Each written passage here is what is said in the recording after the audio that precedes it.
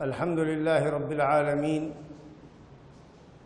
والصلاة والسلام على خاتم الأنبياء والمرسلين نبينا محمد وعلى آله وأصحابه أجمعين أما بعد فأعوذ بالله من الشيطان الرجيم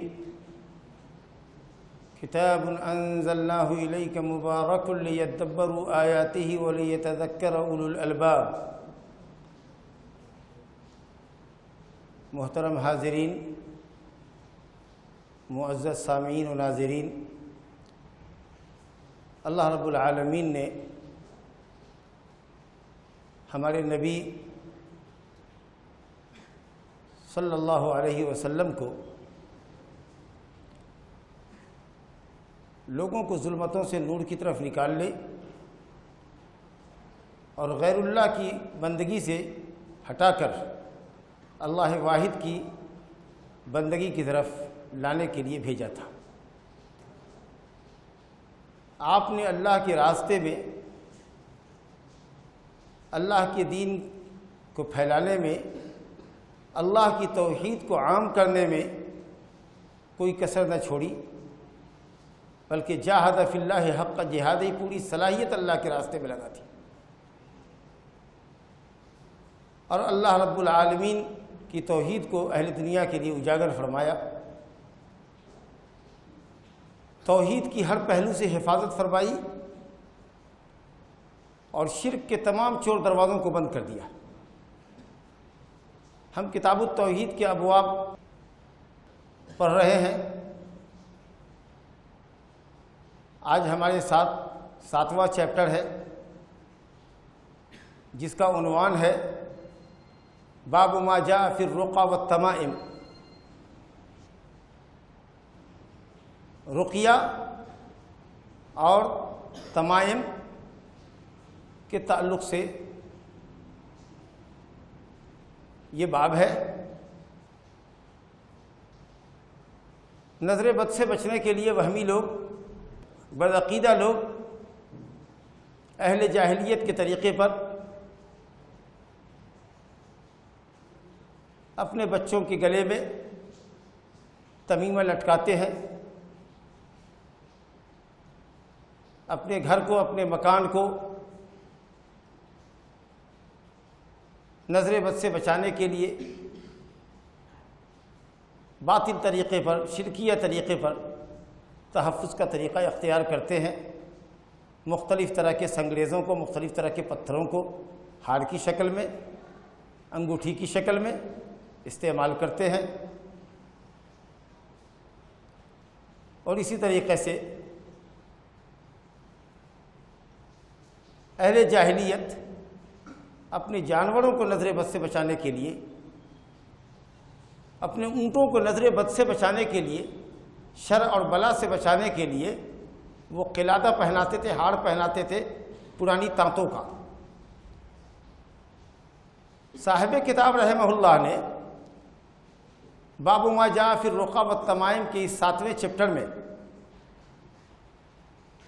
کئی حدیثیں ذکر کی ہیں۔ ہم حدیثوں کے ساتھ چلیں گے تاکہ مقررہ وقت میں ہم اس چیپٹر سے فارغ ہو سکیں۔ ابو بشیر انصاری رضی اللہ عنہ سے یہ حدیث مروی ہے۔ ابو بشیر انصاری صحابی ہیں۔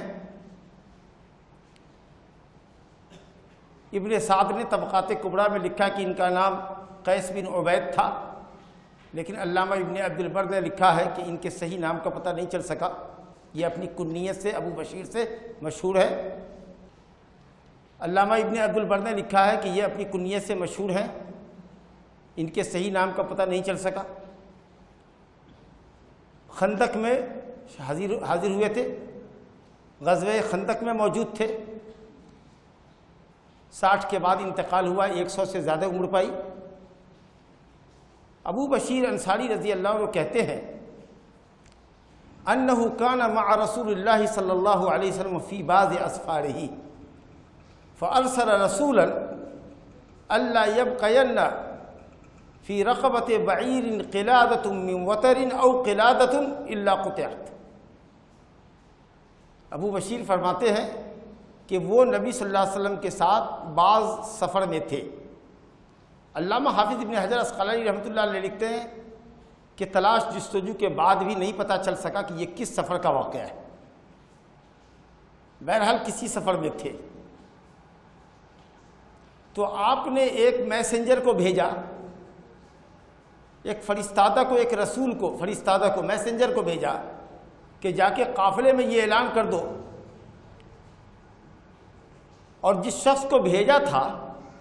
ان کا نام ہے زید بن حارثہ رضی اللہ عنہ۔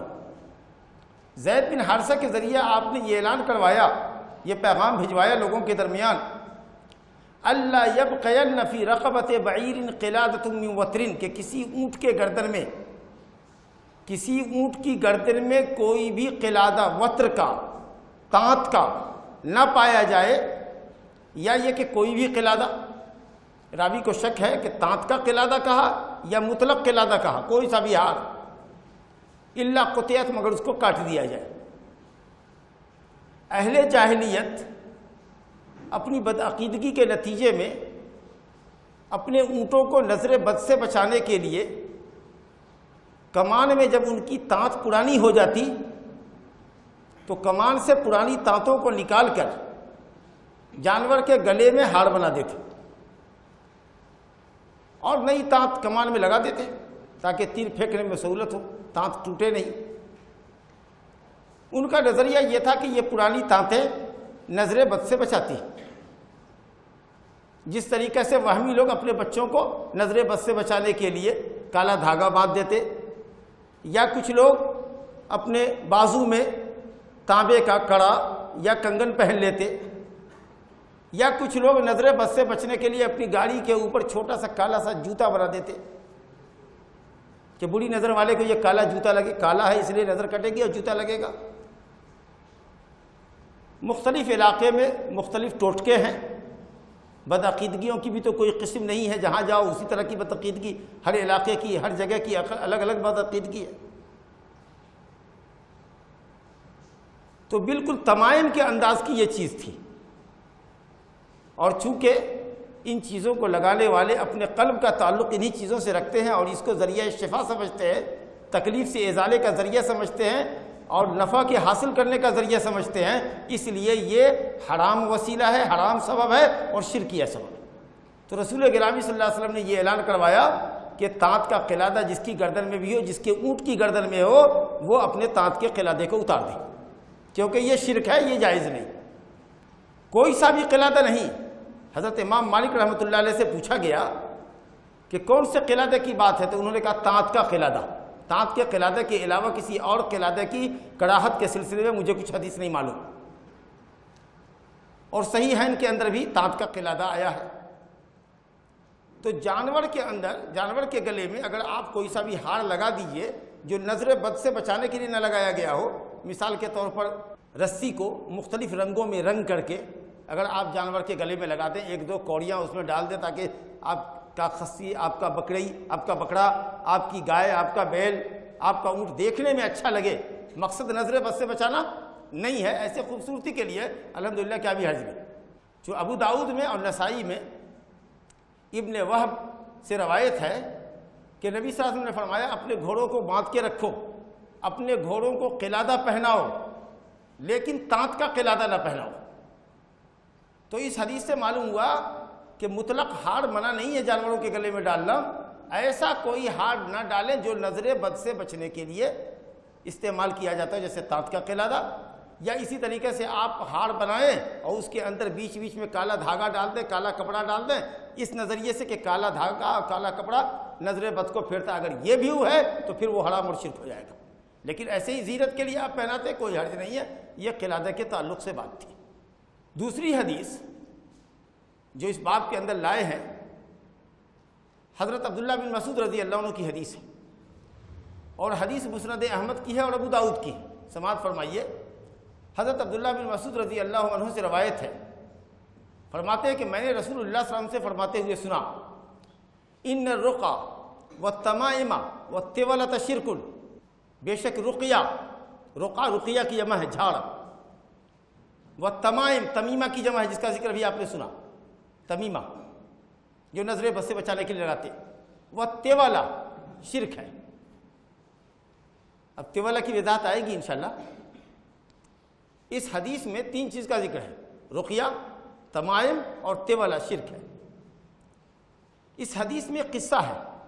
جس کو صاحب کتاب رحمۃ اللہ علیہ نے یہاں پر مختصر کیا ہے۔ یہ حدیث ابو داؤد کی ہے، سنن ابو داؤد میں جا کر دیکھیے، زینب حضرت عبداللہ بن مسعود کی اہلیہ روایت کرتی ہیں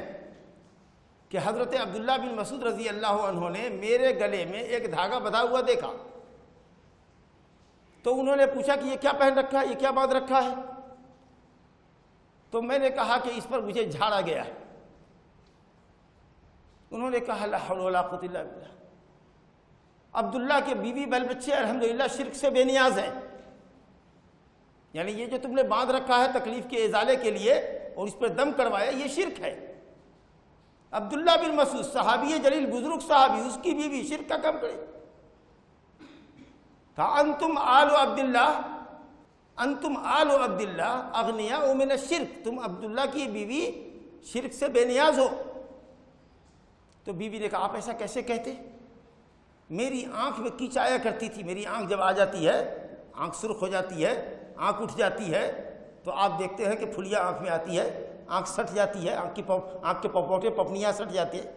تو اس طرح سے میرے آنکھ میں کیچ آیا کرتی تھی اور تکلیف رہا کرتی تھی،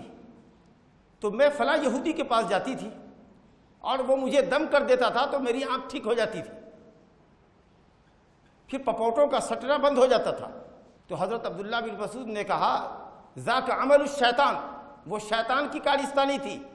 وہ تمہاری آنکھ میں کھوچر مار دیتا تھا، انگلی گھسا دیتا تھا، تمہاری آنکھ میں تکلیف ہو جاتی تھی۔ جب تو یہودی کے پاس جاتی تھی وہ ایسی ویسی جنتر منتر مارتا تھا، تانترک قسم کا آدمی تھا، شیطانی کلمات کے ذریعے کرتا تھا، شیطان سے مدد چاہتا، شیطان تھوڑی دیر کے لیے ہٹ جاتا تھا، تم سمجھتی تھی چلو اچھا ہو گیا، پھر اس کے بعد کچھ وقفے کے بعد پھر کھوچر لگاتا تھا تاکہ پھر تم دوڑو۔ اس طریقے سے یہ کھیل چل رہا ہے۔ تم کو یہ کافی ہے جو نبی صلی اللہ علیہ وسلم نے دعا سکھائی ہے، آج سے یہ دعا پڑھو انشاءاللہ تکلیف تمہاری جاتی رہے گی۔ اذهب الباس رب الناس واشف انت الشافی لا شفاء الا شفاؤک شفاء لا یغادر سقما، یہ دعا ماشاءاللہ صحیح بخاری کی بھی ہے۔ اذهب الباس رب الناس، تکلیف کو لے جائے لوگوں کے رب، اے اللہ تکلیف کو لے جا۔ اذهب الباس رب الناس واشف انت الشافی، اور مجھے شفا دے کہ تو ہی شفا دینے والا ہے، شفاء لا یغادر سقما، ایسی شفا جو بیماری کا نام و نشان مٹا دے۔ یہ ہے پورا واقعہ۔ اب حضرت عبداللہ بن مسعود فرماتے ہیں، حدیث کے اندر 3 جملہ ہے، ان الرقیہ، بے شک رقیہ۔ دیکھیے رقیہ جس کو یہاں شرک کہا گیا ہے، دلیلوں کی روشنی میں وہ رقیہ اس حدیث سے الگ ہے جو اللہ تعالیٰ کی آیات اور دعائے معصوروں پر مشتمل ہو، کیونکہ حدیثیں آئی ہیں ان کے استثناء کے لیے رخصت ہے۔ جو رقیہ شرک سے پاک ہو، قرآنی آیات اللہ تعالیٰ کے ناموں اور صفتوں کے ذریعے ہو، دعائے معصورہ صحیح دعاؤں کے ذریعے جو رقیہ ہو، وہ رقیہ ماشاءاللہ جائز ہے اور مستحب ہے۔ جس رقیہ کو اس حدیث میں شرک کہا ہے نبی صلی اللہ علیہ وسلم نے، وہ رقیہ شرعی شرکیہ ہے، جس کے اندر غیر اللہ سے مدد چاہی جائے، فرشتوں کا نام لیا جائے، انبیاء کرام کا نام لیا جائے، جنوں کا نام لیا جائے، شیطانوں کا نام لیا جائے اور ان کے ذریعے شفا چاہی جائے، یہ جھاڑ حرام ہے، شرک ہے۔ لیکن جو جھاڑ شرعی ہے، قرآنی آیات اور احادیث کی ثابت دعاؤں کے ذریعے ہے، وہ رقیہ الحمدللہ جائز اور مستحب ہے۔ جیسا کہ ہم نے اس کتاب کے کتاب التوحید کے باب من حقق التوحید دخل الجنت بغیر حساب، جس نے توحید کی تحقیق کی پختہ کیا وہ جنت میں بلا حساب کے بلا عذاب کے داخل ہوگا۔ اس میں بریدہ ابن الحصیب کی روایت پڑھی تھی کہ نبی صلی اللہ علیہ وسلم نے فرمایا ہے لا رقیۃ الا من عین او حمۃ، نہیں ہے جھاڑ، نہیں ہے رقیہ مگر نظر بد سے اور زہریلے جانور کے ڈنک مارنے سے، یعنی نظر بد اور زہریلے جانور کے ڈنک مارنے پر جھاڑ بہت زیادہ اثر انداز ہوتی ہے اور بہت زیادہ شفا کا ذریعہ ہوتی ہے۔ تو نبی صلی اللہ علیہ وسلم نے نظر بد سے بچنے کے لیے جھاڑنے کا حکم دیا ہے۔ ظاہر ہے کہ یہ جھاڑ اللہ کی آیات اور احادیث کے ذریعے ہے، جیسے ابھی آپ کے سامنے حضرت عبداللہ بن مسعود نے جو دعا نبی صلی اللہ علیہ وسلم کی بتائی، اذھب الباس رب الناس سنائی گئی، تو یہ جھاڑ ہے۔ یا اسی طریقے سے نظر بد سے بچنے کے لیے آپ صبح و شام قل هو اللہ اور معوذتین قل اعوذ برب الفلق رب الناس 3 مرتبہ پڑھ کے دم کیجئے، مریض کو دم کر دیجئے۔ اسی طریقے سے آپ آیت الکرسی پڑھیے۔ اسی طریقے سے آپ رات کے اندر سورہ بقرہ کی آخری 2 آیات پڑھیے۔ اسی طریقے سے آپ صبح و شام 3 مرتبہ بسم اللہ الذی لا یضر مع اسمہ شیء فی الارض ولا فی السماء وهو السمیع العلیم پڑھیے۔ اعوذ بکلمات اللہ التامات من شر ما خلق پڑھیے۔ ماشاءاللہ یہ ساری دعائیں ایسی ہیں جو نظر بد سے، حسد سے، زہریلے جانور کے ڈنک مارنے سے، شیطان کے فتنے اور فساد سے، حاسدین کے اور ڈاہ کرنے والوں اور جادوگر اور جادوگرنیوں کے تمام کے شرور و فتن سے بچنے کے لیے یہ بہترین علاج ہے آپ کے لیے۔ اسی طریقہ سے عوف بن مالک رضی اللہ عنہ کی روایت ہے صحیح مسلم کے اندر کہ میں نے رسول اللہ صلی اللہ علیہ وسلم سے فرمایا کہ یا رسول اللہ ہم لوگ جاہلیت میں جھاڑ پھونک کا کام کیا کرتے تھے، لوگوں کو جھاڑتے تھے، تو کیسا رہے گا جھاڑنا؟ آپ نے کہا آرزو علی رقاکم، اپنی جھاڑ کو میرے سامنے پیش کرو۔ کیا بولتے تھے بولو؟ اور اس کے بعد آپ نے فرمایا لا بأس بالرقا ما لم یکن فیہ شرک، صحیح مسلم کی روایت عوف بن مالک سے کہتے ہیں کہ اس جھاڑ میں کوئی حرج نہیں ہے جس میں شرکیہ کوئی کلمہ نہ ہو۔ تو ماشاء اللہ معلوم ہوا کہ قرآنی آیات اور احادیث معصورہ کے ذریعے اپنے جسم پر بھی دم کر سکتے ہیں اور مریض کو بھی دم کر سکتے ہیں انشاءاللہ۔ اگر آدمی موحد ہے اور نیک ہے اور اگر وہ دم کرتا ہے یا کسی پر دم کرتا ہے انشاءاللہ یہ طب ربانی ہے، فائدہ کرے گا۔ لیکن افسوس ہے کہ ایسے موحد دیندار لوگ مشکل سے ہی حاصل ہوتے ہیں، تو آدمی مریض شیطان کے بہکانے پر چلا جاتا ہے، طب شیطانی کی طرف جاتا ہے، ایسے لوگوں کے پاس جو تانترک قسم کے لوگ ہوتے ہیں جی،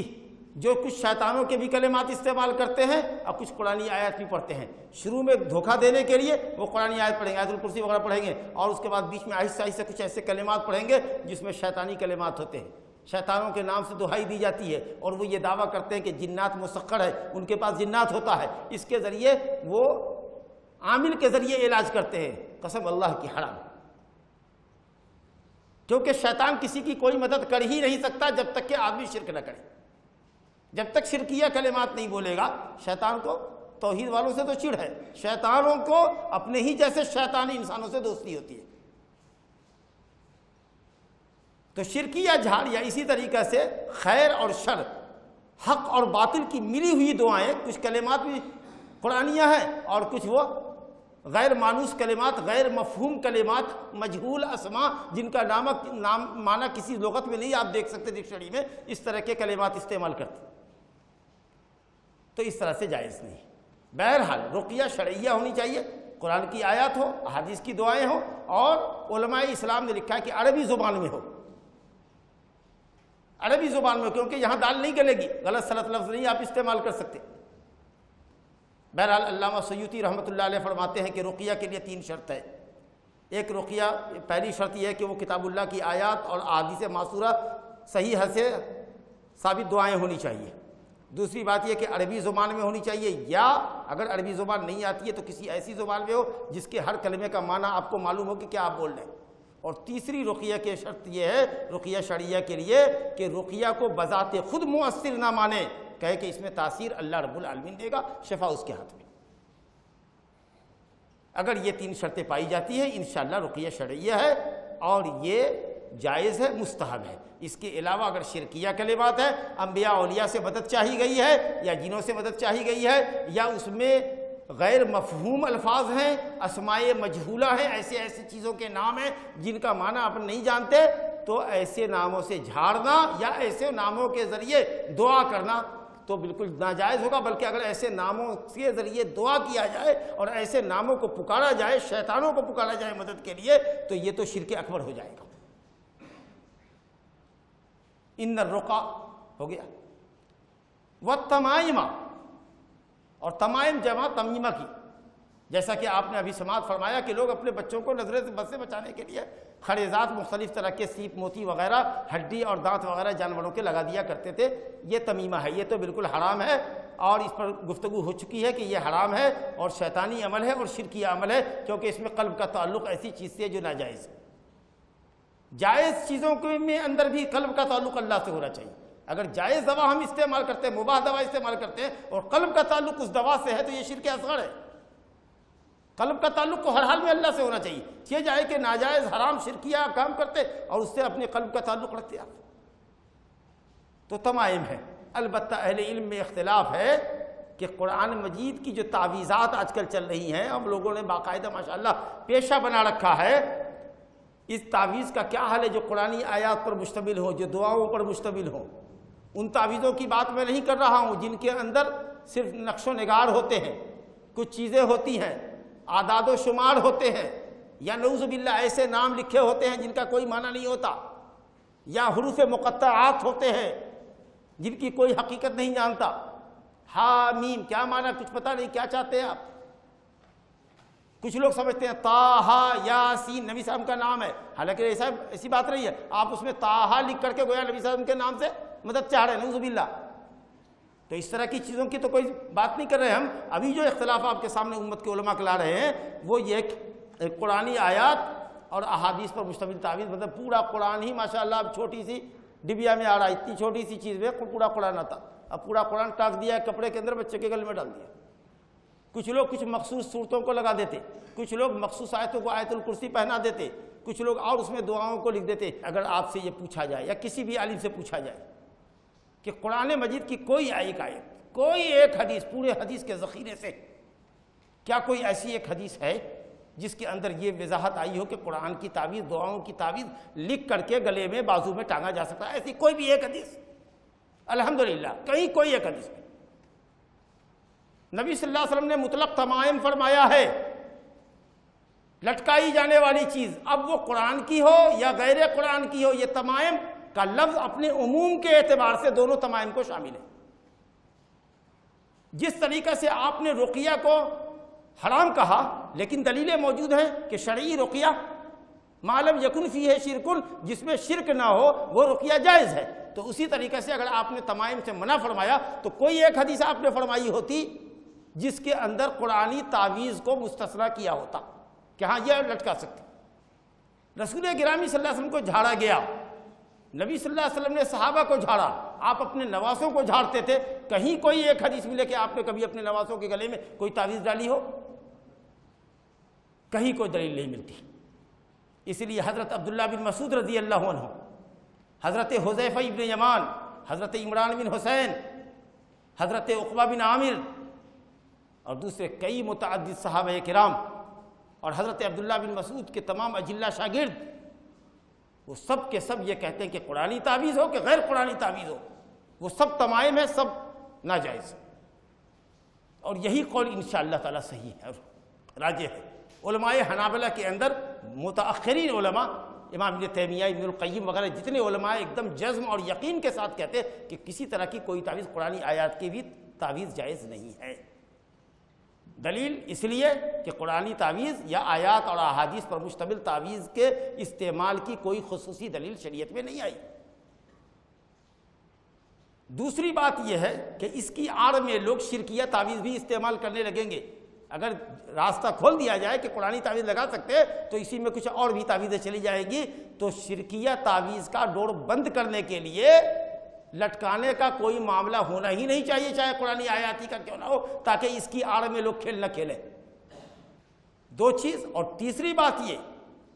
کہ قرآنی تعویذ اگر جائز قرار دیا جائے تو ان تعویذات کی بجائے تکریم کے ان کی توہین ہوگی۔ پورا قرآن گلے میں لٹکائے ہوئے ہیں، ماشاءاللہ پوری سورت تعویذ کی شکل میں پہنے ہوئے ہیں، بازو پہ لگائے ہوئے، جا رہے کا استنجا پر، پیشاب پہ خانے پہ جا رہے ہیں، سو رہے ہیں تو وہ کمر کے نیچے آ رہا ہے،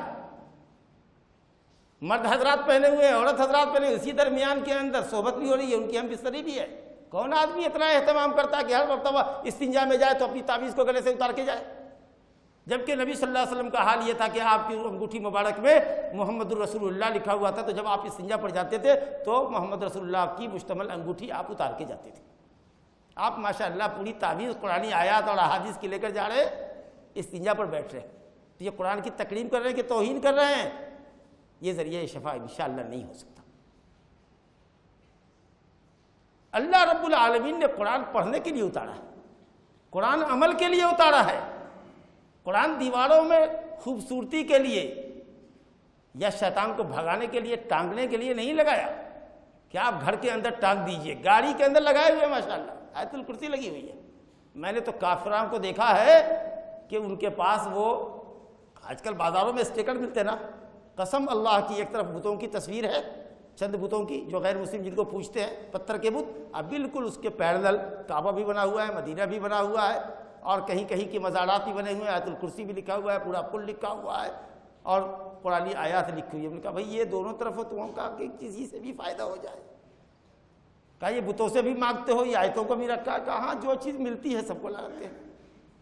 یہ حالت ہے۔ تو آیتیں تو بازاروں میں بکتی ہیں اور تعویذات بکتے ہیں، یہ لوگوں کے گوڑے دندے ہیں۔ تو قرآن مجید اللہ نے پڑھنے کے لیے اتارا ہے، عمل کے لیے اتارا ہے، گلے پر ٹانگنے کے لیے، تعویذ بنانے کے لیے، زیب و زینت کے لیے، سجانے کے لیے نہیں بھیجا۔ اللہ رب العالمین فرماتا ہے سورہ صاد آیت نمبر 29 میں، کتاب انزلناہ الیک مبارک لیدبروا آیاتہ ولیتذکر اولو الالباب، ہم نے ایک عظیم کتاب آپ کی طرف نازل کی ہے تاکہ لوگ اس کی آیتوں میں غور کریں،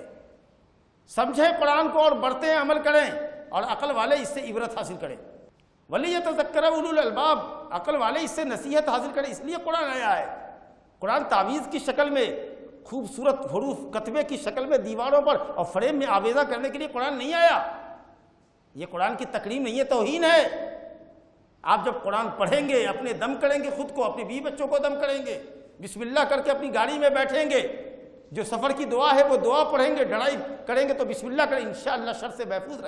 رہیں گے۔ تو جو چیز شرعی ہے وہ تو آپ کرتے نہیں، جو غیر شرعی ہے جس کا کوئی ثبوت نہیں ہے، لوگ اس کو رقیہ کے نام پر کرتے ہیں، تمائم کے نام پر کرتے ہیں، تعویذ کے نام پر کرتے ہیں۔ اور حضرت عمر بن عاص کے متعلق جو بات آئی ہے کہ حضرت عبداللہ بن عمر بن عاص اپنے چھوٹے بچوں کو جو آیتوں کو نہیں سیکھ سکتے تھے، دعاؤں کو یاد نہیں کر سکتے تھے، ان کے گلے میں تعویذ لٹکاتے تھے۔ روایت ابو داؤد کی ہے تو اس حدیث کی سند کمزور ہے، اس کے اندر محمد بن اسحاق نام کے مدلس راوی ہے جو صحابی سے روایت کرتے ہیں، اور مدلس راوی ان کے ذریعے بیان کرتا ہو تو اس کی حدیث کمزور ہوتی ہے، سند کے اعتبار سے کمزور روایت ہے۔ تو اگر مان لیجئے کہ بعض صحابہ اور تابعین سے یہ اقوال ہیں بھی تو صرف اقوال ہیں، مجرد عن الدلیل، دلیل سے خالی، بلکہ دلیل اور اس کی عمومیت، تمائم کی ممانعت کی جو عمومیت ہے، اور قرآن مجید کی جو توہین تعویذ کی شکل میں ہو رہی ہے، ان سب کا تقاضا، اور شرکیہ تعویذ کا ڈور بند کرنے کا بھی یہ تقاضا ہے کہ یہ تعویذ ناجائز ہو، اور انشاءاللہ تعالی راجح قول یہی ہے اہل علم کا کہ قرآنی تعویذ کا بھی استعمال کرنا جائز نہیں۔ اور تیسری بات حضرت عبداللہ بن مسعود کی حدیث میں وَالتِّوَلَةُ، حضرت عبداللہ بن مسعود سے پوچھا گیا، ابن حبان کی روایت ہے مستدرک حاکم کی، کہ جناب علی رقیہ تو سمجھا اور تمائم بھی سمجھا، یہ تیولہ کیا چیز ہے؟ کہا شیء تصنعہ النساء یتحببن الی ازواجہن، یہ کچھ جادوئی ایک عمل ہے، ایک ایسی چیز ہے جو عورتیں کرتی ہیں تاکہ شوہروں کی محبت حاصل کریں۔ اور شیخ الاسلام صاحب کتاب امام محمد بن سلیمان تمیمی رحمۃ اللہ علیہ فرماتے ہیں شیء یصنعونہ یزعمون انہ یحبب الرجل الی امرأتہ، یحبب مرأة الی زوجہا والرجل الی امرأتہ، ایسی چیز کہ مرد یا عورت کرے اور گمان یہ ہوتا ہے کہ اس سے محبت حاصل ہوتی ہے۔ اکثر عورتیں اس طرح کا کھیل کھیلتی ہیں، کسی کی محبت حاصل کرنا، شوہر توجہ نہیں دیتا، اس کا مت مار لیا،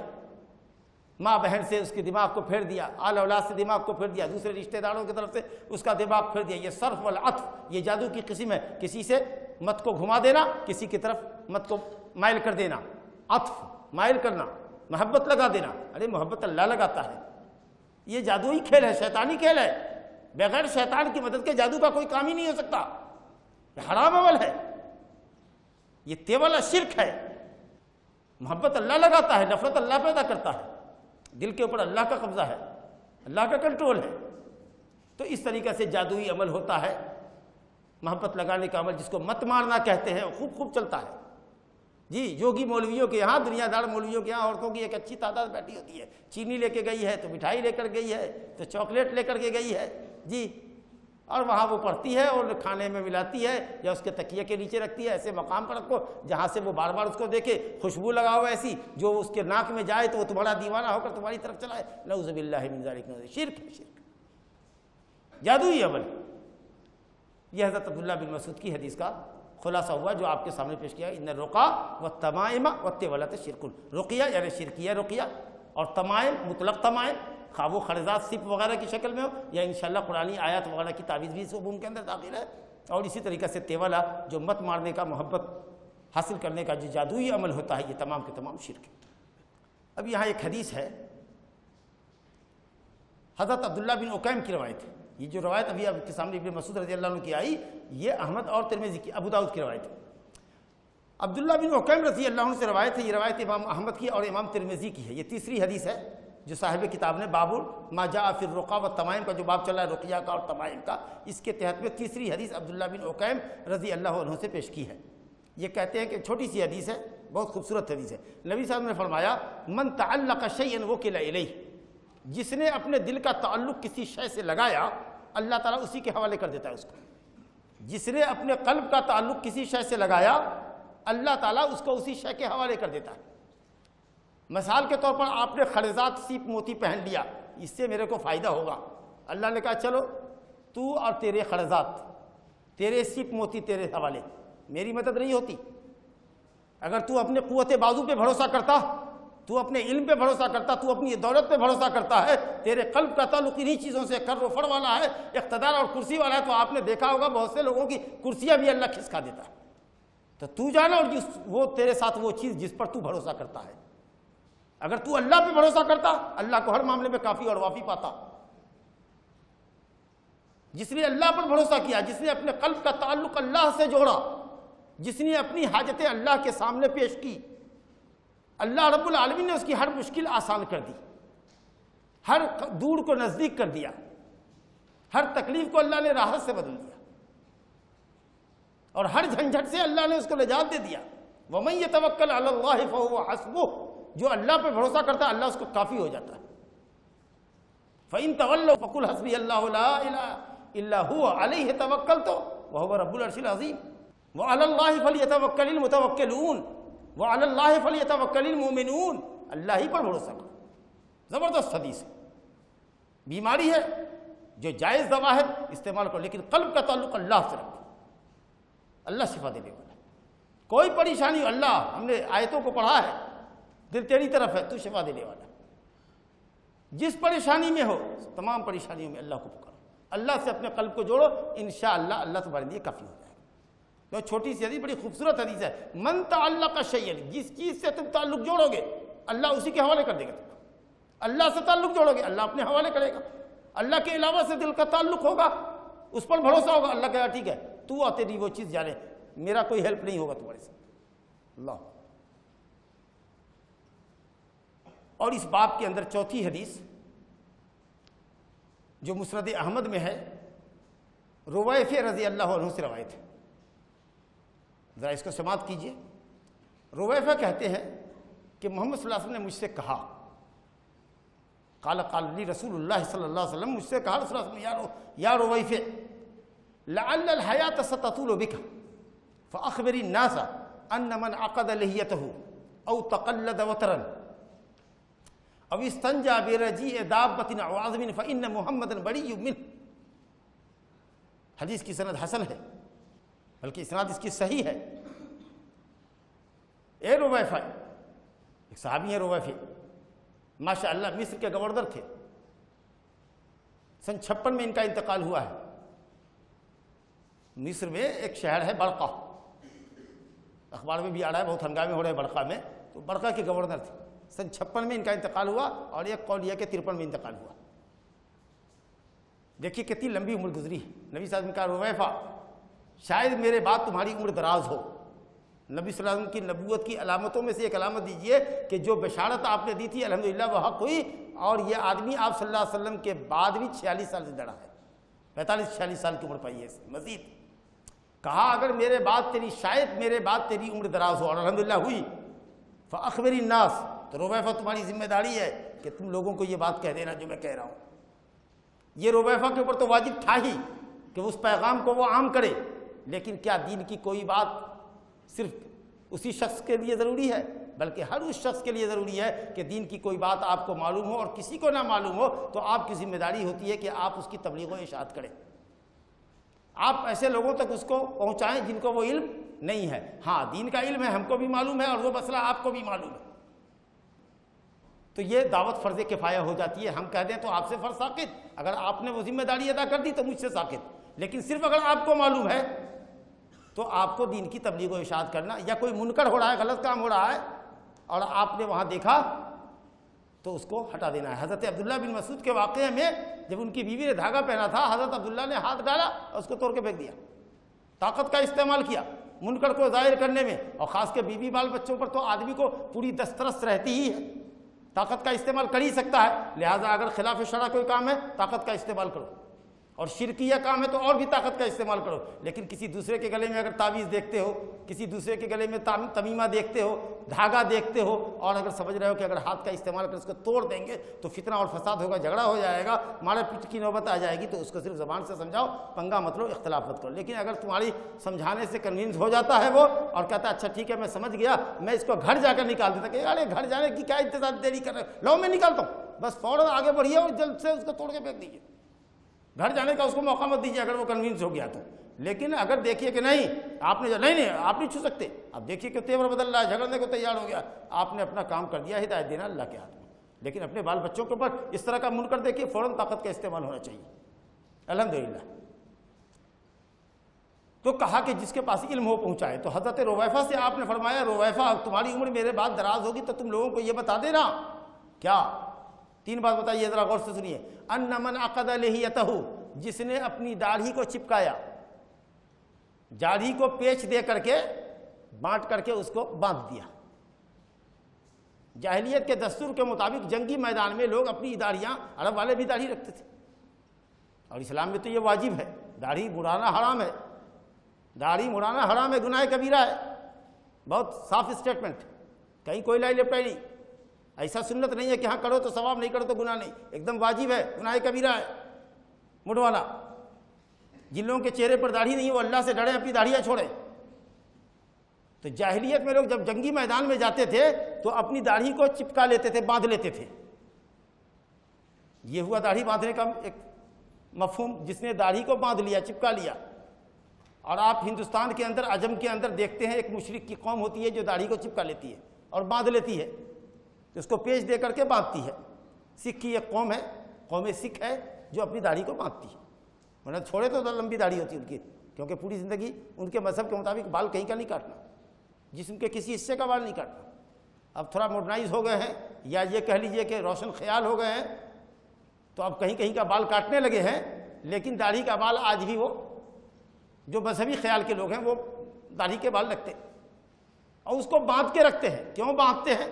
اس میں کیا فلسفہ یہ تو وہ جانیں، لیکن ہمارے علماء نے لکھا ہے کہ کچھ لوگ عجب میں، کبر میں، تکبر میں ایسا کرتے ہیں، داڑھی ایسے کیسے لٹکتی، اچھا نہیں دکھتا، اس لیے باندھ کر کے خوبصورت مزین کر لیا۔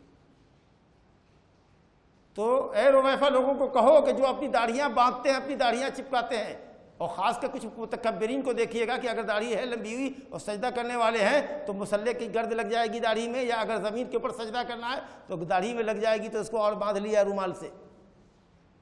کپڑے سے باندھ لیا۔ ارے اس کو بھی سجدہ کرنے دو بھائی،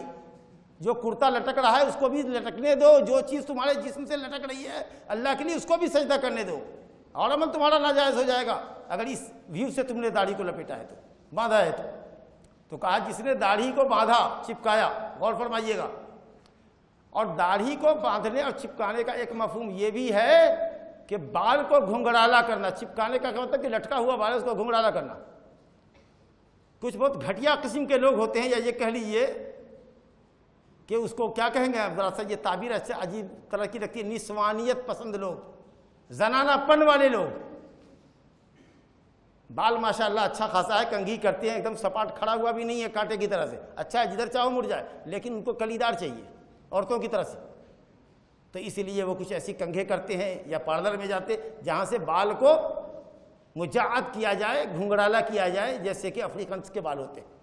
وہ تمنا کرتے ہیں ہمارے بال ایسے سپاٹ ہوتے تو کیا اچھا تھا، آپ کہتے ہیں نہیں ہمارے یہ سپاٹ نہیں، ہم کو ایسا ہونا۔ جن کے داڑھی کے بال سر کے بال سفید ہو گئے وہ کالا کرتا، جس کے کالے بال ہیں وہ اس کو بھورا کرتا، نیلا کرتا، لال کرتا، پیلا کرتا۔ عجب لوگوں کی تہذیب ہو گئی ہے، عجیب ثقافت ہو گئی۔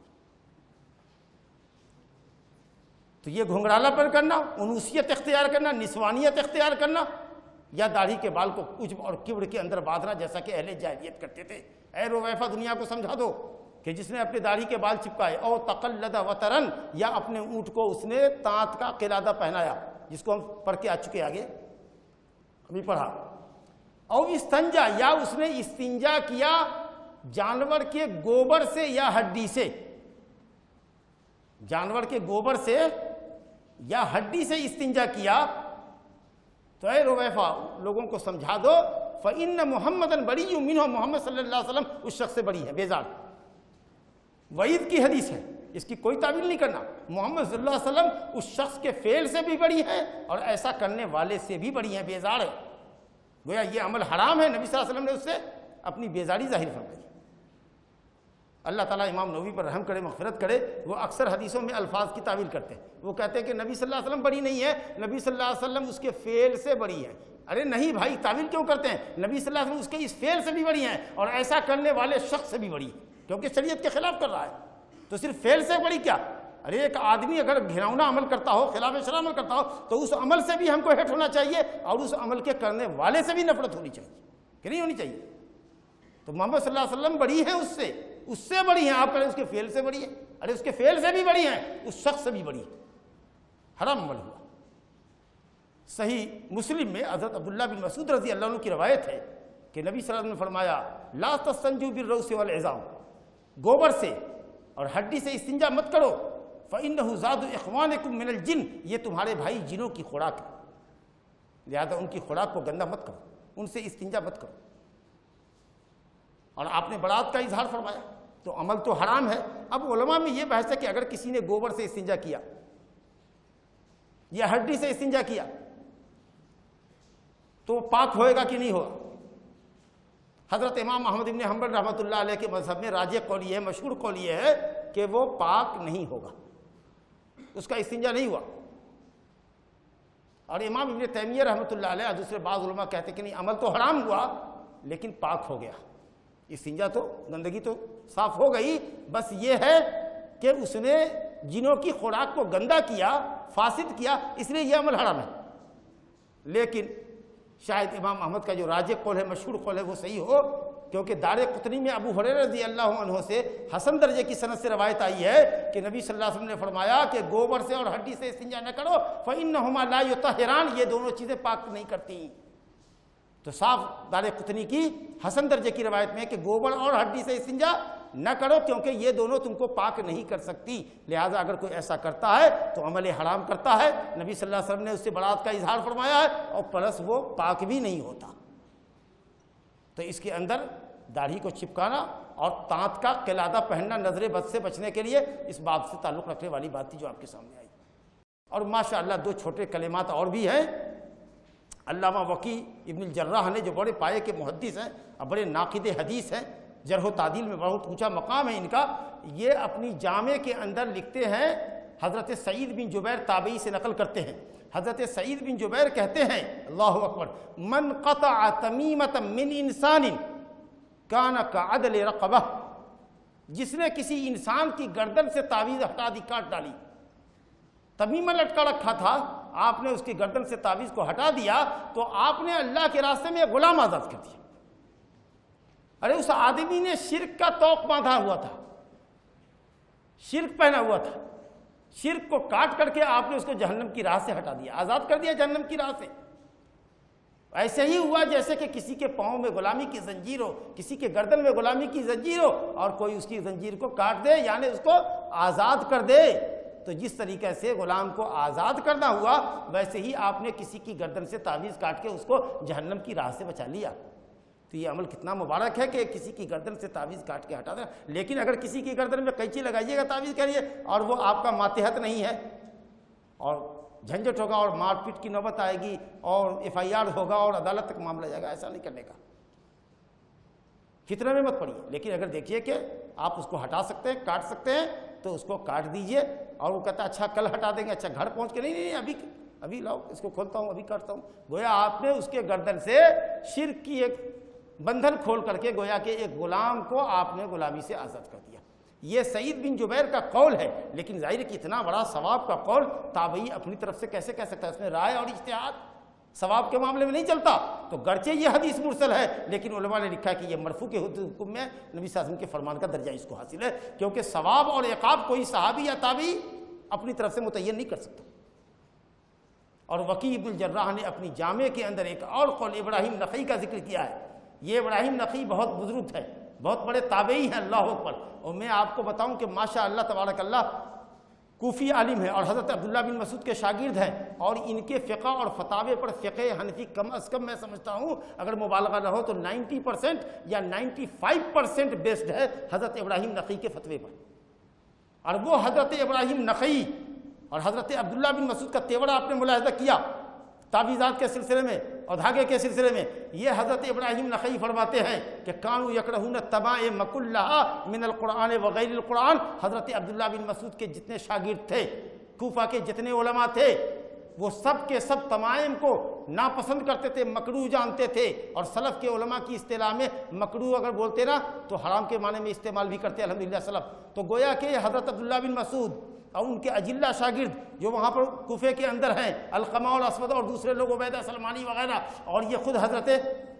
ابراہیم نخعی کہتے ہیں کہ عبداللہ بن مسعود کے تمام شاگردان مطلق تمائم کو ناپسند کرتے تھے، حرام سمجھتے تھے، چاہے وہ تمائم قرآنی آیات کی تعویذ ہو یا غیر قرآن کی ہو۔ ماشاء اللہ کس طریقے سے سلف صالحین نے شرک کے دروازوں کو بند کیا ہے، اور کس طریقے سے حضرت عبداللہ بن مسعود نے اور ان کے اجلہ شاگرد نے اور کوفہ کے علماء نے، خاص کر ابراہیم نخعی وغیرہ نے، جن کی فقہ اور فتاوے پر تقریباً پوری حنفی فقہ کا دار و مدار ہے، وہ لوگ تعویذ کے سلسلے میں اتنے کٹر تھے۔ کاش کہ ہمارے یہ مولوی حضرات تعویذوں کا دھندا نہ کرتے اور لکھنے پڑھنے کا یہ معاملہ نہ کرتے۔ ہاں بھائی، رقیہ شرعیہ کی حد تک جو شرعی رقیہ ہے قرآن اور حدیث کی دعاؤں پر مشتمل، الحمدللہ اس کے ذریعے جھاڑ پھونک اسلام میں جائز ہے، مستحب ہے، اسی حد تک انسان کو رہنا چاہیے اور دائرہ اسلام سے اپنے آپ کو باہر نہیں کرنا چاہیے۔ اللہ تعالیٰ مسلمانوں کو شریعت پر عمل کرنے کی توفیق عطا فرمائے۔ اللہ نے مومنوں کی صفت بتائی ہے، اعوذ باللہ من الشیطان الرجیم، انما المؤمنون الذین اذا ذکر اللہ وجلت قلوبهم واذا تلیت علیہم آیاتہ زادتہم ایمانا وعلی ربہم یتوکلون۔ مومن وہ ہے جس کے سامنے اللہ کا ذکر کیا جائے تو اس کے دل دہل جائے۔ مومن وہ ہے جس کے سامنے اللہ کی آیتیں تلاوت کی جائے تو اس کے ایمان میں زیادتی ہو، اور مومن وہ ہے جو ہر حال میں اللہ پر بھروسہ کرتا ہے۔ اللہ تعالی ہم کو اور آپ کو تمام ضرورتوں میں کافی ہو جائے، اور اللہ تعالی اپنے علاوہ سب سے ہم کو بے نیاز کر دے۔ انہ تعالی رؤوف رحیم، وصلی اللہ وسلم وبارک علی نبینا محمد وعلی آلہ واصحابہ اجمعین۔